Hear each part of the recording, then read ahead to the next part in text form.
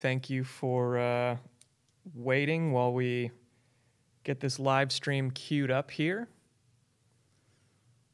Let's see. Check 1, 2. There we go. Okay, seeing my live button here. Make sure everything is up and running. We always have to do our obligatory 10, 15-second setup here. So already see a question here. When's this course going to start? Well, our next fall semester begins September 3rd, if that's what you're asking. And you can jump in at any time. Let me see. Let me refresh this page just real quickly here. All right, everybody hearing me, seeing me? Okay, welcome to our Thursday morning live stream. We today are going to talk about some Class 1 projects. And if I actually kind of queue up what our Class 1 students see when they log in to the website, there are two main projects right now in Class 1. We do the first 3 weeks on an animation assignment where we talk about spacing and timing. We go, right to the basics of a ball bounce and have a lot of fun doing that. And then the final 9 weeks of the Class 1 semester is working on a project we call the visual essay, where they need to write, storyboard, design, concept, animate, do the animatic, all of the above. The idea is to really understand the full process of creating a piece of motion design, creating a short film, however you want to say it. So this week, we're going to look at some work from Class 1 students. And hey, Drew Jackson, how you doing, buddy? And let's see, let's go back. We're going to start actually I'm going to start in Steve Savali's Class 1 group. And we're going to start with a couple ball bounce assignments. Actually, no, I wanted to start in Preston's group. Old Preston Gibson. If you're not following Preston on Twitter, you're missing out. He's been tweeting a lot of really great process stuff about the short film he just did. So definitely check out Preston Gibson on Twitter. So we're going to look at Kevin Cease's ball bounce that he did, just to give you an idea. And let me go full screen so I'm not blocking any of the frame. And Kevin decided to do his in a frame-by-frame fashion. And again, the real emphasis of this assignment is spacing and timing. So this is a really good one to start with because Kevin absolutely nailed the spacing and the timing on this shot, right? The bounces feel good. He's got really good spacing, so you can feel that, it feels like it hangs at the top of the bounce. We get into a nice squash and stretch. It stretches to those middle frames, and he's even got a couple contact frames in there that really give it that nice cartoony feel. And of course, some bonus points for adding that contact shadow there. That's really nice. Let me see here. Let me set up my picture-in-picture and come back. So kudos to Kevin on this one. Take one more look at it. He's even got all his little secondary animation accent marks, which is really fun, right? Little sprites that come out when it hits on the ground, kind of goes up and has those little almost sunshine strokes on the top. So Kevin, that was a really, really good go at the assignment. It feels super natural, feels really good, even though it's super straightforward in terms of the concept of the shot.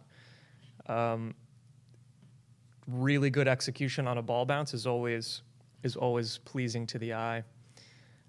So let's take a look at another one that did just a really good job. Let me get my monitor off of there. And this is from Seth Gordon, also out of Preston's group. And he's doing this, in After Effects.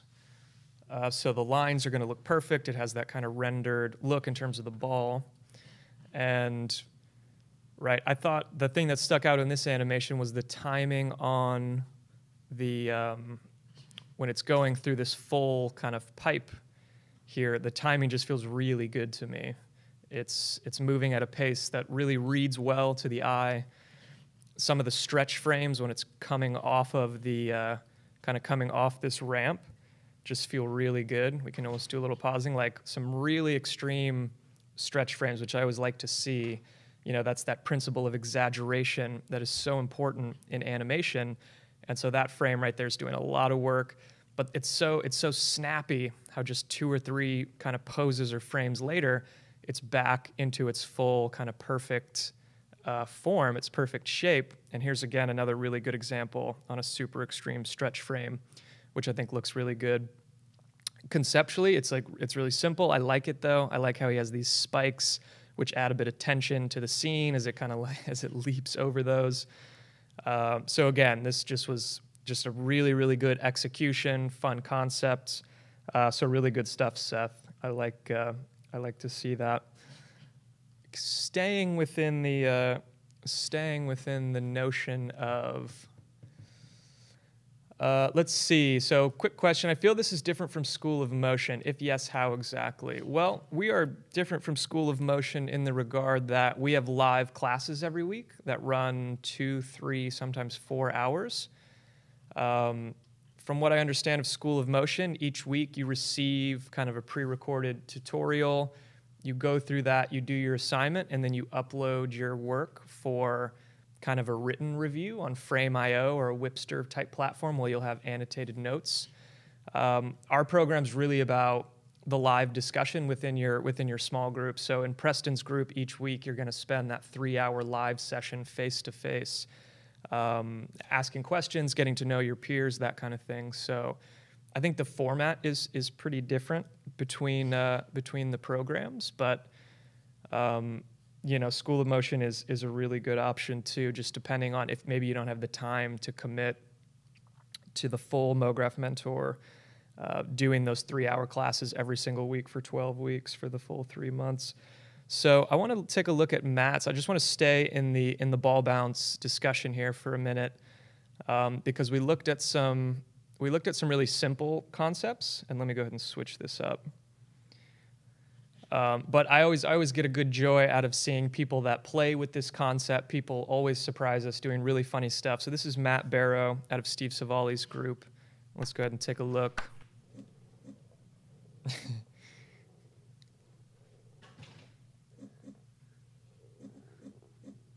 And there is a bit of sound design in there. Yeah, there we go. Kind of a whistle at the end. So super funny. You know, this one definitely had me laughing when I saw it, Matt. So good job.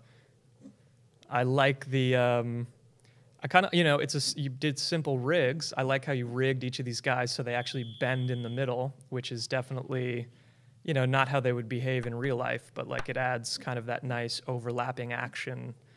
So you can kind of get some like joint animation practice in, which I think is probably good and just funny, right? Like can't get the ball. We all know that moment, stuck in the middle.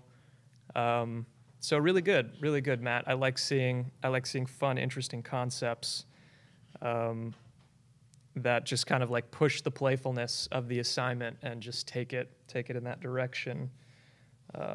Let's take a look at Margaret's ball bounce I had here in my notes, also from Steve's group.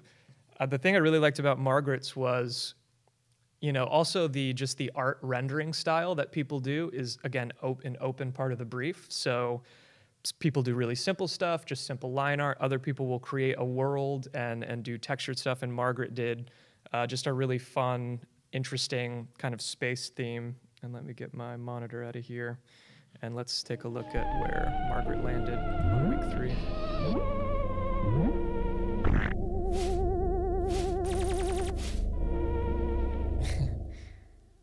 So pretty fun. Let's take another look.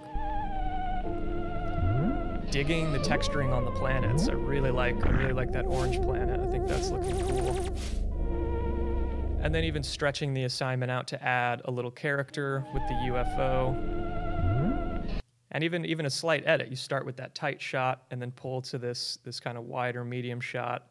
I like the art style you're doing here, Margaret. I think it's cool, pleasing to the eye.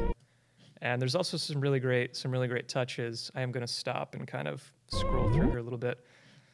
Like I like the kind of bounce action and the little particles that shoot off when it comes and smashes into the ping pong. I think that's a nice touch. And you've got a lot of that stuff going on in there, which I think feels really good. So we'll take one more look at it here. So, I mean, the animation's simple, but again, it's cool to see the different art rendering styles. I thought the UFO animation felt pretty good, so good opportunity if you're kind of new to keyframing and getting comfortable with the complexity of moving different things around. I think this is a good example, Margaret, of, just kind of,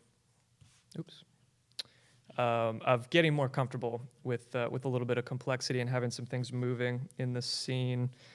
Let's take a look at, we'll take a look at one more ball bounce, and then we'll move quickly into talking about some of the visual essay development. The ball bounces are pretty straightforward. It's one of the shortest assignments we do, but there's just no substitute, right? You really have to be pressed to understand spacing and timing. And if you've never done anything with keyframes before, it's super, super important that you be asked to do that and then kind of work through it. So this is from Austin Ricketts, and again, cool concept, got a little bit of depth going on, the city in the background. The art is, I think the art's working okay, but a fun concept. We've got the ninja, got like a little story here. He looks left to right. I think probably my favorite part of the scene, Austin, is how he jumps on this ladder and then the ladder kind of falls. Like, that's a fun secondary animation or effect from the main animation. So that's a cool creative touch to put into the scene, right? And obviously you could keep developing this out. We could put people, inside these windows maybe. You could add even more secondary animation, stuff like that. But a pretty good execution. I remember Austin, I think we talked about this in maybe it was week 2, where there were maybe a few kind of like spacing issues, but the final one I think feels pretty good in terms of like the thing we see most from beginners when doing the ball bounce assignment is the ball kind of floats, or it slows down before it hits the ground, and that's a spacing issue. So typically we see a lot of spacing issues, but this is kind of what we're looking for, to see if we can get things to feel like they have weight, and understand how spacing kind of plays into that dynamic of making things feel like a real jump, how it kind of floats at the top and then quick into the landing, and understanding how that works in the graph editor and getting all that figured out is a really big priority for this first project, because once you can get that dialed in, now you're off and running in terms of the basics. So that's really important. So let me see, any questions? Dude, are we going to learn frame by frame in this course? Well, we're not going to do any frame by frame animation today. Enrique Barone's 2D animation course on the platform is about as good as an animation course as there is. Really good sound in the space animation, very, very good. The sound on Maggie's was super fun too. That old school kind of recording was really good. I want to jump into David Conklin's group and talk a little bit about, and I'll try to move very quickly. We're going to look at Sharon Murray's a little bit of development on her visual essay. And just for context, so yeah, Sharon was playing in this idea, let's see if I can find the name of her. Yes, of Madame Lancard, who she was like the first female hot air balloon pilot. So really interesting subject matter that we're starting from here. We have a location, which I like. We're starting in France. We have a period, which I really like. And so she started some of her art tests, and it was clear that she was going to take this in a collage kind of style. When you're doing a short film like this, there's really a couple of lanes typically people will run in. You can run in the traditional graphic design lane, meaning your final film is going to be lots of simple shapes, interesting uses of composition, what you would think of in traditional graphic design, almost kind of a magazine page come to life. There's the lane of kind of a more narrative illustrated short film where you have people and places doing things. things. You're going to be doing a lot more hand-drawn stuff, a more illustrated style. And then there's something I think you could call maybe like mixed media or collage style, where you're going to use existing photographs, maybe 3D assets, and you're going to bring it together to build an art style in kind of a collage approach. And that's typically, there's exceptions to that, obviously, but that's kind of the lanes people run in. And I'm always excited to see people tackle the kind of collage style, because I really like it. I think it can be an interesting look. So I'm just going to scroll through a little bit here. And this is really what we ask students to do too, where even in the earliest iteration of your pre-production and your planning, thinking about like the key images and visual metaphors that tell the story. And I think Sharon's doing a really good job of that here, where she's got a VO that she's written out, and she's building out this really good story. I actually want to take us. This was all the way back in week 4. I think now in week 6 she had a more updated document here, and even getting into some tests. So her updated document, let's see, this might be the same one as before. So yeah, now, okay, so then a couple weeks later, we're getting into some early art tests. This is really, really early in the artwork. Let me pull my monitor out here.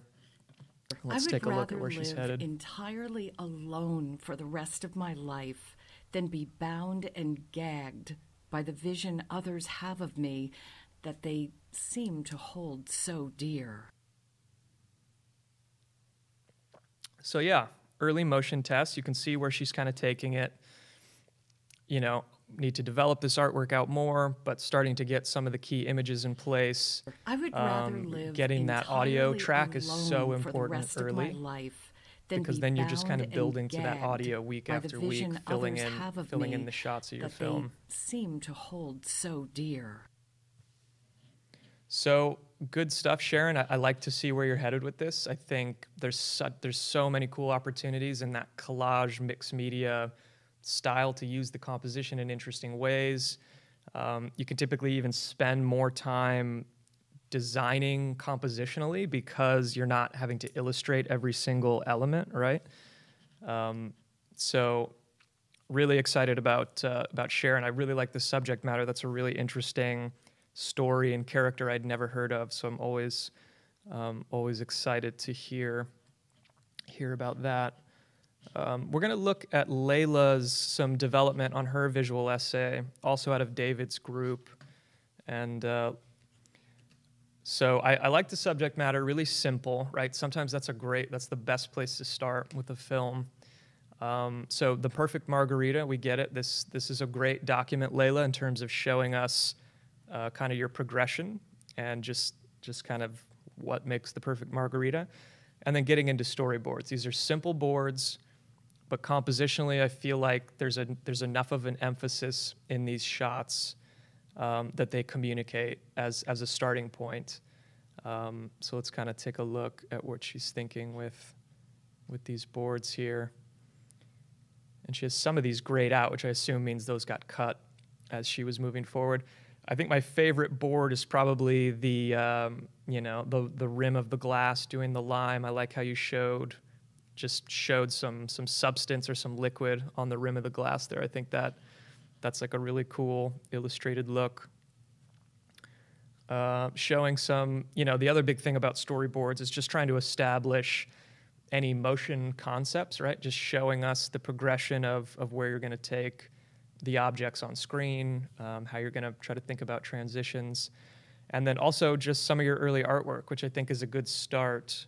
And it definitely has like a really simplistic illustrated feel, which I think is cool. There's also some really creative concepts, like putting the winter hat on the glass when it's chilly, having the lime wearing like skates and sliding around the top. That's really cool. I'm definitely digging the desert scene. I think it'd be cool to see your cactuses maybe have a little bit more detail, or should I say cacti, a little bit more detail. But it's kind of a fine line too, right? This is like a 1960s, Paul Rand type Really simplistic, really simple shapes, almost kind of simple on purpose. I think this one here on the bottom left, let me not block it. I really like the rhythm and flow on some of these shots, how you're kind of showing the liquid. That I think is really visually pleasing. I could certainly imagine that in kind of like a poster format. And the colors too, I think, are cool. I like how you have some theory behind the colors that you're using.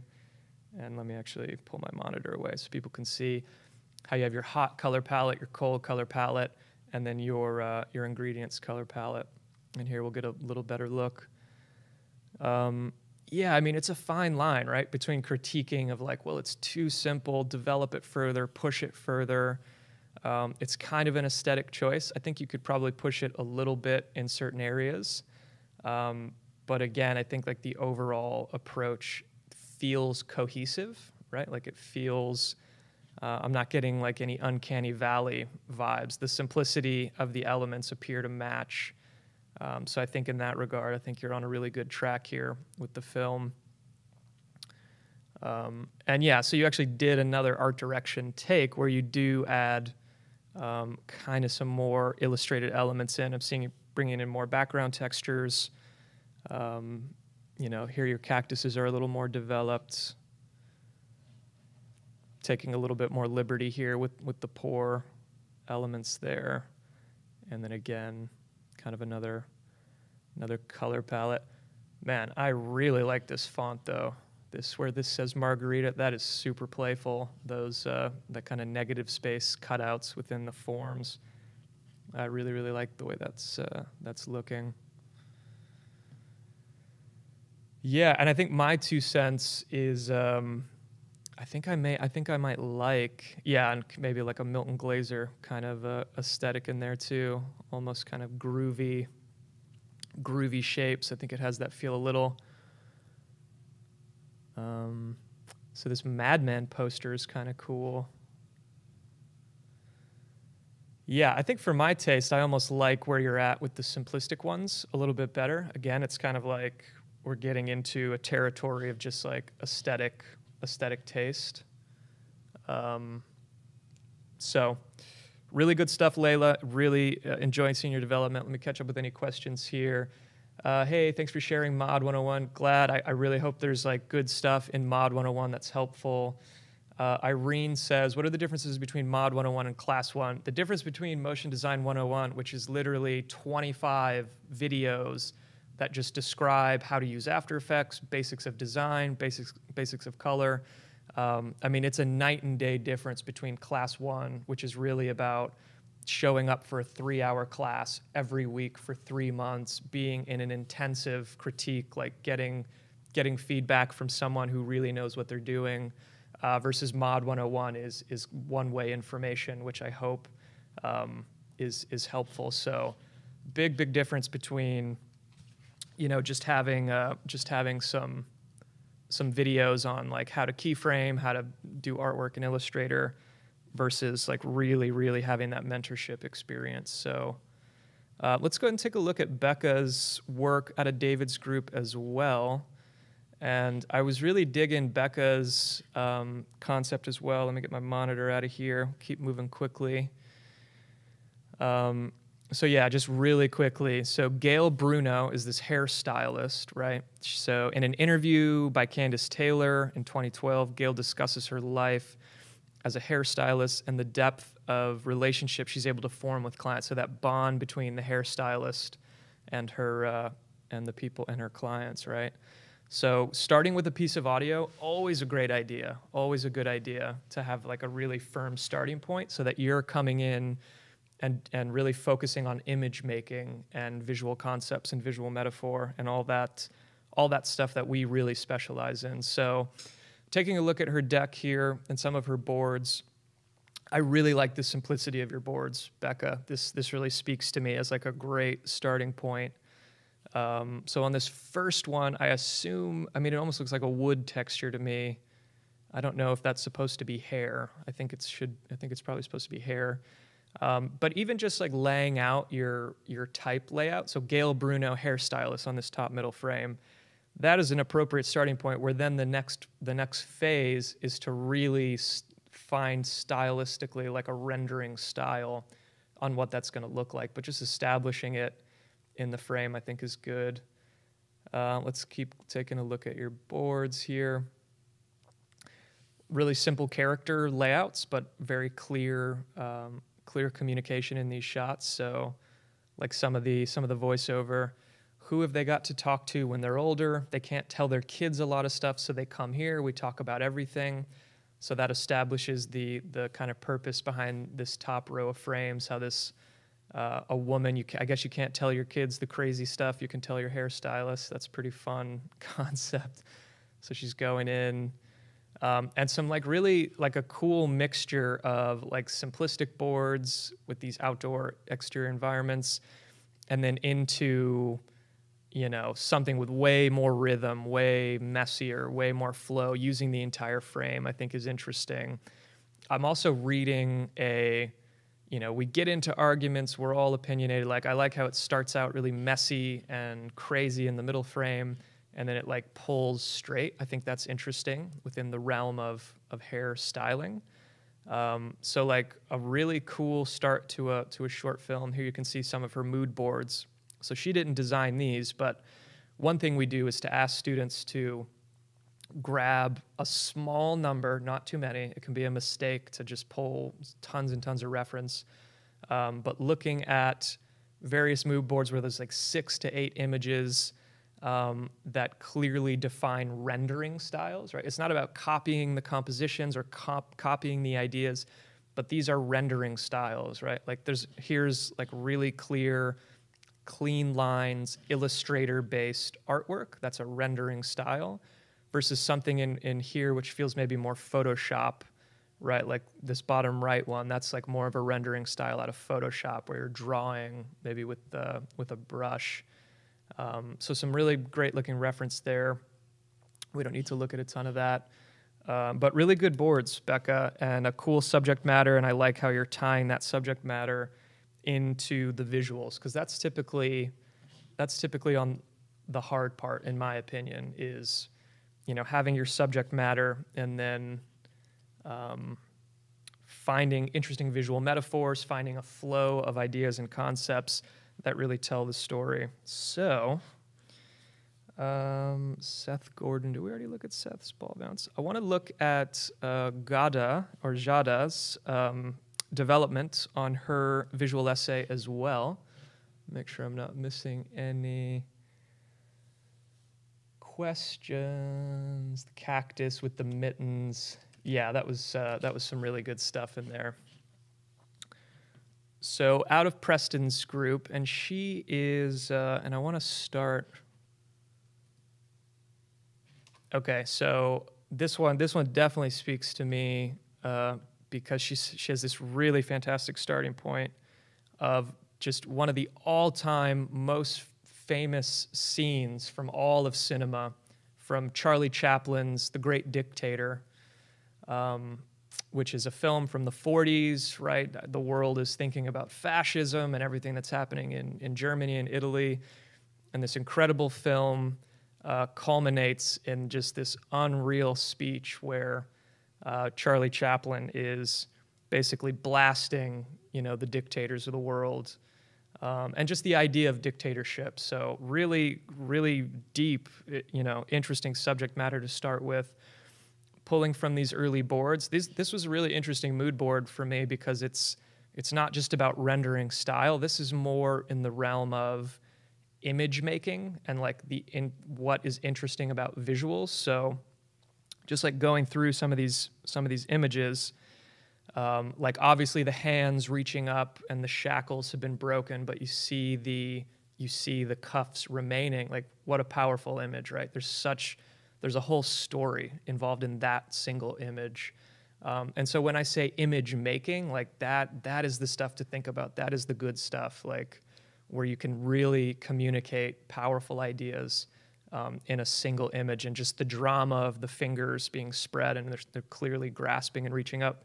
I think this image with the blue background is really interesting too. I love anything that that distorts scale in a really interesting way. Like that is a powerful tool, right? Proportion is a design principle.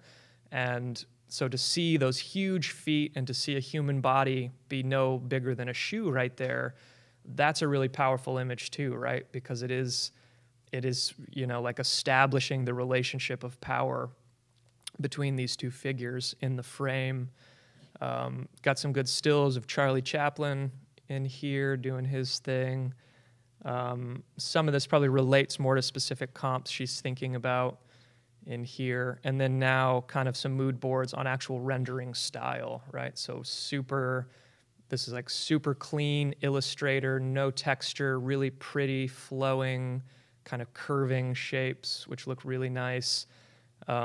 Tons of negative space, like this one here in the top right corner. Like the feature, like negative space is being used in such a strong way, which is always a really great design approach. Here, a more inverted one, a super dramatic image of these children falling that just immediately evokes a heck of a lot. And so it seems like she has a really clear color palette in her mind, which I like. You're going to keep it in this muted realm. You know, I don't want to say pastel, but like highly desaturated, darker, keeping everything in the cooler side of the color wheel, blues and greens, you know, and then kind of just like a neutral color in the middle. So I think that's really nice to see you thinking about this really clearly. So simple shots, use of negative space, visual metaphors. I think that's a great place to be thinking for your film. So really, really good work on this development. And obviously, you know, it's such a good starting point because you can pull, you know, you'll have the audio to work with. And because it's student work, there's a little more leeway in terms of copyright and fair use. You're not doing this for a client or anything.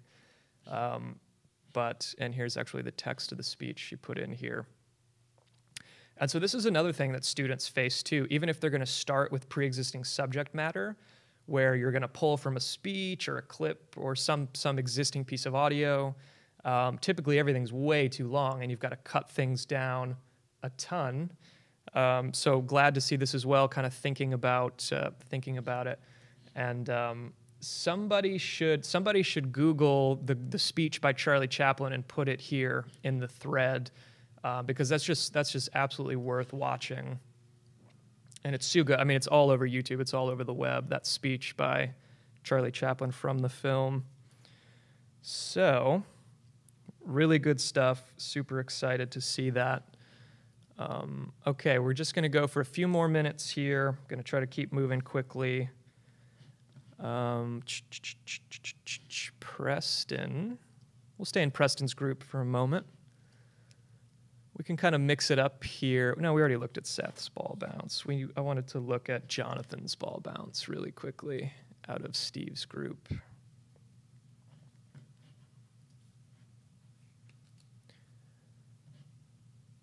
So this kind of goes back to being able to play with the idea, right? Like if the constraint is ball bounce, there's so many ways to go about it, and I always love seeing different approaches.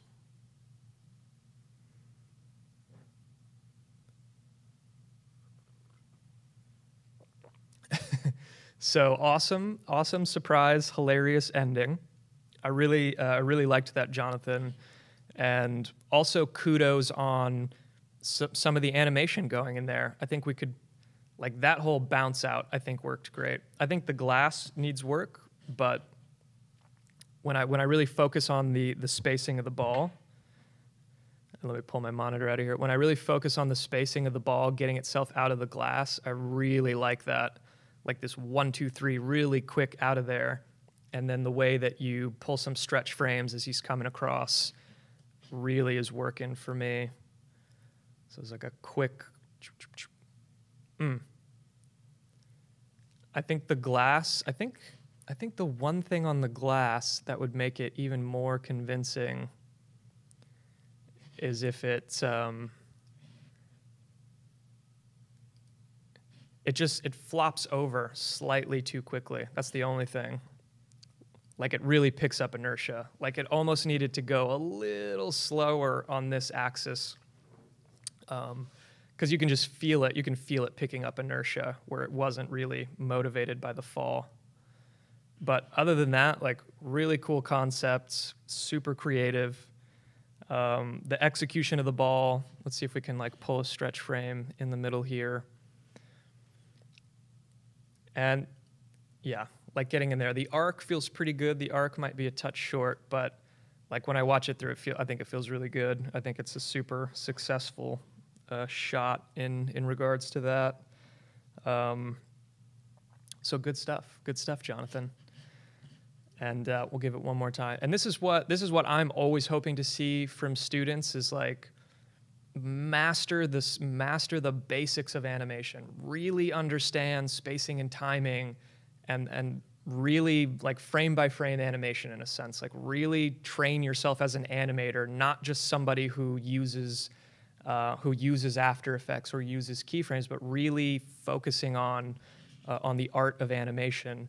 Because then, you know, as you get more comfortable with software and you get more comfortable with animation, it doesn't matter what you're animating.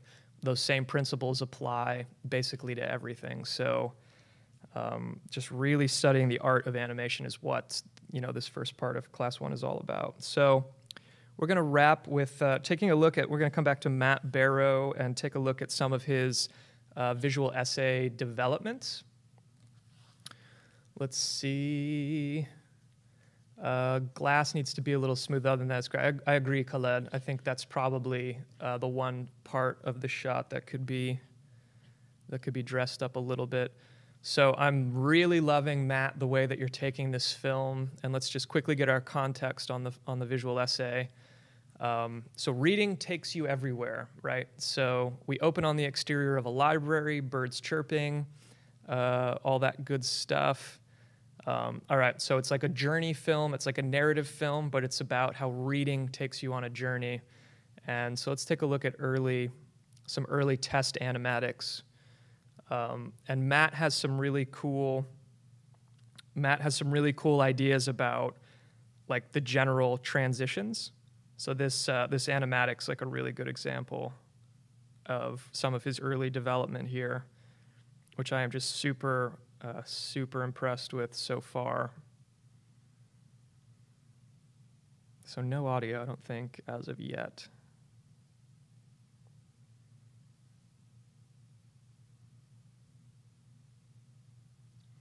All right, so that gives you an idea, right, of kind of of where Matt is taking this, right? So we have a book, comes down, turns into a car, almost like Jurassic Park style. There's a dinosaur chasing him.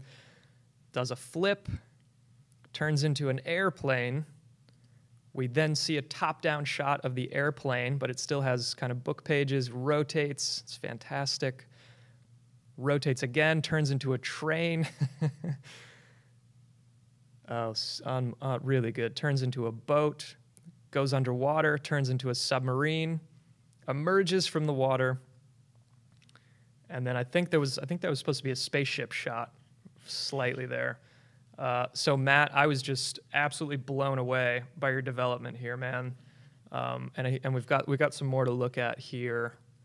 Maybe I need to go back to week 4. I mean, this was more context. So this gives you a really good idea of like, okay, so he puts together that test animatic where he's like thinking about the blocking of like, okay, how the hell am I actually going to do this? Before that, you know, in that very first week of pre-production, it's really about spending time in the sketchbook, thinking about the images, thinking about the forms and the shapes that are going to then be in your film.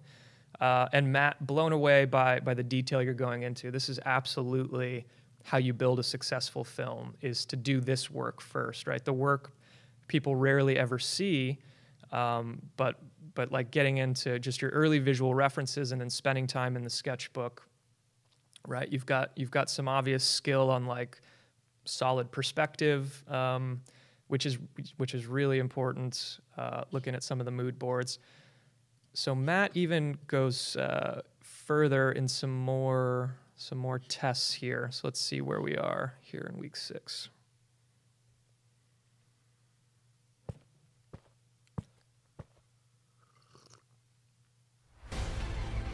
So we start in the library.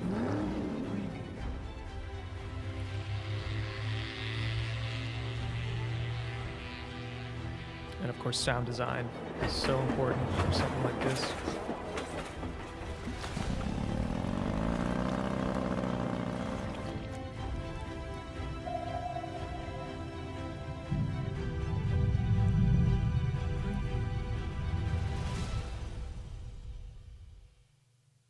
And then back to the library, ending on the thing.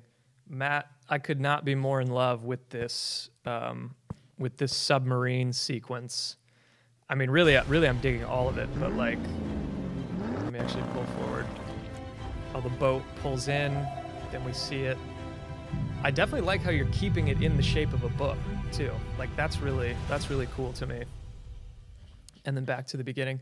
So now even seeing it with the audio, like you can see the bones of this film are really, really interesting, really, really good. And then the final 6 weeks of class is just going to be execute. But it is really hard, right? And if any of you have tried to build films and do your own work, like it's really hard to try to come up with the full storyboard, the full animatic, the full rough timing. So to really spend time on that part of it and not just gloss over it and then try to jump into Illustrator and Photoshop, that's how you're going to build a really successful film. So super excited to see what is just some absolutely lovely development from Matt there. So thank you all for hanging out. I'm going to take a look and see if there's any questions or anything. Yep, Spaceship Matt. Big time gold star for Matt on like really, building out a cool film. Like the final execution of that library is going to absolutely freak out if you show them that film and are like, hey, you can use this, or like we'll put this on the web and help promote the library. Like that's absolutely fantastic. In terms of a portfolio piece, like a film like that, is just something absolutely fantastic to have. So that's really good. So I don't see any questions here in the live stream. We're about halfway. We're a little bit more than halfway now through our summer semester. Our fall semester is rapidly approaching. We only ever have a few weeks of a break. So September 3rd is the beginning of the fall semester. September, August, which means like early August, we're going to be already starting enrollment for the fall. So spots go really quickly. So if you're interested, feel free to apply. If you've already applied, we'll reach out to you and then see if we have a good time slot for you. I know we have people all over the world, and finding a good like fit across time zones can be difficult, but can't announce it yet, but have some really great, promising leads on mentors for the fall. We've got a great team we're working with this summer. So this is what it's all about, right? Is just kind of getting into the trenches, trying to make good animations, study the art of animation, study the art of design, study filmmaking. The more years that go by and I do this work, the more I see the importance of filmmaking principles, kind of shot-making concepts within filmmaking, because our final product is, right, like it is linear media, it is a video, it is a film in some sense. So motion design is so hard because you have to study all this stuff, and obviously there's different niches we can fit into, but just doing this kind of work can even help you kind of fill that out. So are we gonna get through the principles of animation and how to execute or not? Well, the principles of animation, yes, that is in Motion Design 101. You can Google that. The principles of animation are everywhere. Again, Enrique Barone's 2D animation course on the platform, in terms of like frame by frame drawing type principles of animation, is just an absolute masterclass. If you know Enrique's work, you know just how good his stuff is. So we're going to call it there at 45 minutes. Thank you all so much for hanging out wherever you are in the world. Have a good morning, have a good evening wherever you are. Some of you probably off to bed soon, and we will see you next time. So thanks, everybody.